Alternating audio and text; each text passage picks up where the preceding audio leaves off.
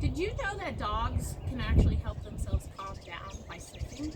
Sniffing is such an important part of walks. One of the best things that you can do for your dog, especially a dog that's chronically stressed or anxious, my friend Buck here, you can take a long training leash, take them to a field where you're not going to run into people and dogs, and let them run around, follow them around while they sniff. And I know that's really counter to what old school traditional dog trainers taught, but now we know it can give dogs so many important skills for calming themselves down. So if you can even make that happen 2 to 3 times a week, that will help tremendously. Now in your neighborhood, you're going to encounter what we call triggers. That's walking by a yard where there's a barking dog. That might be, for some dogs, kids playing in the street. For other dogs, that might be a loud vehicle. And for some dogs, for some lucky owners, it's all 3.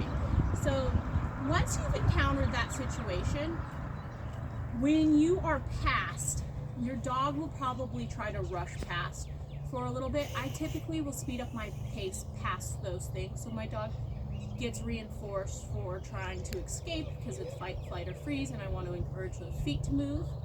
And once I'm past that trigger, I want to bring that adrenaline back down. I always call the reactive dog behind the fence, the dog that's barking and spitting at your dog when you walk past. That's like the equivalent of an old lady in a bathrobe with a cup of coffee cussing and screaming at you as you walk by. It causes an adrenaline spike even if you don't engage. So once you're past these people, we're going to give our dogs a way to help self-soothe, and we're going to start to program relaxation. So you're walking, you're past, and you're going to toss some treats into the grass and tell them to find it. It can be really tempting if your dog doesn't fully engage to help them find it. But if your dog wants to check in with you, maybe because he thinks you have more treats that are easier to find, like he's doing, you're just going to ignore them and see if they can think to go back. Now, Bucks actually has a long history of being rewarded for focus, so he's pretty dedicated to focus. So I am going to give a verbal cue, Buck, find it.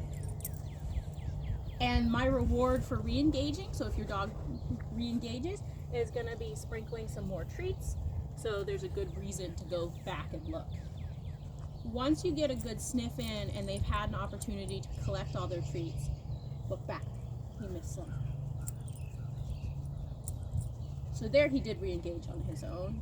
I told him to go back, but he chose to sniff instead, and that's totally fine with me. So once he's totally done sniffing, then we can go about our walk again.